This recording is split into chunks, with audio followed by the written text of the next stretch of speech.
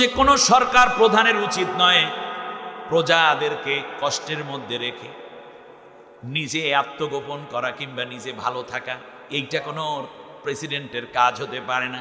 শাসক যখন জালেম হয় তখন মা হারা সন্তানের আর্তনাদও শোনে না, সন্তান হারা মায়ের কথাও শোনে না। বাবাকে হত্যা করা হয়েছে, ইয়াতিম শিশু বাবার কবরে গড়াগড়ি খাচ্ছে বাবা বাবা বলে, এই কান্নার আওয়াজ তাদের কান পর্যন্ত প্রবেশ করে না। 100 মাইল দূর থেকে সুলাইমান পয়গম্বর পিঁপড়ার আওয়াজ শুনতেছেন, পিঁপড়া কথা বলতেছে।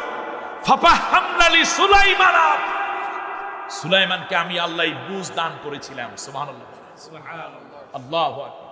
100 মাইল দূর থেকে সুলাইমান পিঁপড়ার কথা শুনছেন, আর পিঁপড়ার সর্দারও বুঝাইয়া দিতেছে যে 100 মাইল দূরে আছে, এখনো নিরাপদ জায়গায় আছো, তাড়াতাড়ি করে উদখুলু ফি মাসাকিনাকুম, তোমরা তোমাদের গর্তের মধ্যে নিরাপদ জায়গায় প্রবেশ করো। সুবহানাল্লাহ। সুলাইমান আলাইহিস সালাম আসতেছেন, সৈনিকদেরকে আস্তে আস্তে বললেন তোমরা আস্তে আস্তে যাও। সুলাইমান পয়গম্বরের ঘোড়াটা সামনের দিকে, পেছনে সবাই, কেউ তো ডিঙ্গাইয়া আগেও যাইতে পারতেছে না। পিঁপড়ার দলেরা সবাই ভেতরে চলে গেলেন। সুলাইমান আলাইহিস সালাম শেষ পর্যন্ত দেখতে পেলেন যেই পিঁপড়ার প্রেসিডেন্ট, পিঁপড়ার সরকার প্রধান, সে এখনো প্রবেশ করে নাই। কারণ সবাইকে নিরাপত্তা না দিয়া নেতা কোনো দিন আগে নিরাপত্তা চায় না। দেশের মানুষের নিরাপত্তাহীনতায় রেখে নিজের সামনে পুলিশ, পিছে র্যাব, ডানে অস্ত্রধারী, বামে অস্ত্রধারী, উপরে এই সেই দামি দামি গাড়ি যায় বুলেট প্রুফ, এইগুলো সুলাইমান পয়গম্বর করেন নাই। এমনকি পিঁপড়ায়ও করে নাই যে অন্য কোনো লোক আহত হবে, অন্য কোনো প্রজা আহত হবে আর তার আগে আমি জান বাঁচাইতে যাব, এইটা আমি করি না। বরং তোমরা সবাই প্রবেশ করো, শেষবারে আমি আমার জান নিয়ে প্রবেশ করব। সুলাইমান আলাইহিস সালাম এত বেশি খুশি হয়ে গেলেন, আস্তে করে ডান হাতটা দিয়ে বিসমিল্লাহির রহমানির রহিম বলে পিঁপড়া সর্দারটাকে উপরে তুললেন। ফাতাবাসসামা দাহিকা, তিনি একটা মুস্কি হাসি দিয়ে বসলেন। সুবহানাল্লাহ, একটা মুস্কি হাসি দিয়েছেন এবং তিনি বললেন মিন কওলিহা ক্বালা রাব্বি আউজি'নি আন আশকুরা নি'মাতাকা আল্লাতী আন'আমতা আলাইয়া ওয়া আলা ওয়ালিদাইয়া ওয়া আন আ'মালা সালিহান তারদাহু ওয়া আদখিলনি বিরাহমাতিকা ফি ইবাদিকাস সালিহিন। সুবহানাল্লাহ, কি চমৎকার দোয়া করলেন। পিঁপড়াটাকে ডান হাতের তারার মধ্যে নিলেন, তারা বুঝেন, ঠিক মিডল পয়েন্টে নিয়ে গেলেন।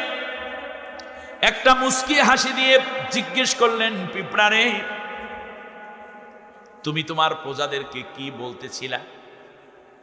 পিঁপড়াও হাসি দিয়ে বলল, সুলাইমান পয়গম্বরকে আল্লাহ রাব্বুল আলামিন পৃথিবীর সব প্রাণীর ভাষা বোঝার তৌফিক দিয়েছেন, সুতরাং একটা গোষ্ঠীর, একটা জাতির প্রেসিডেন্টের কথা তিনি বোঝেন না, এটা আমি জানি না, বিশ্বাস করি না। অতএব আমি যা বলেছি সুলাইমান পয়গম্বর আপনার কাছে তাই একেবারেই স্পষ্ট।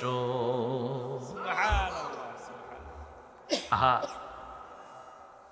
একজন প্রেসিডেন্টকে মনের ব্যথা বুঝতে হয়, একজন প্রেসিডেন্টকে কান্নার ভাষা বুঝতে হয়, হাসির ভাষা বুঝতে হয়, চলার ছন্দ বুঝতে হয়।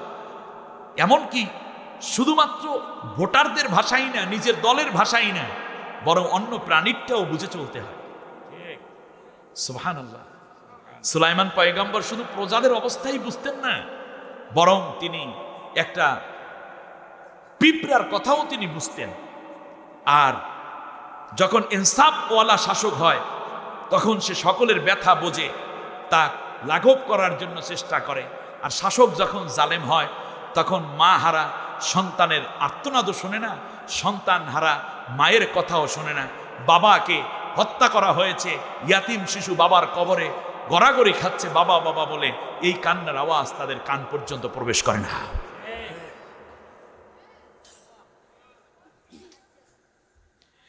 আমার ভাইয়েরা খেয়াল করুন, সুলাইমান আলাইহিস সালাম বললেন,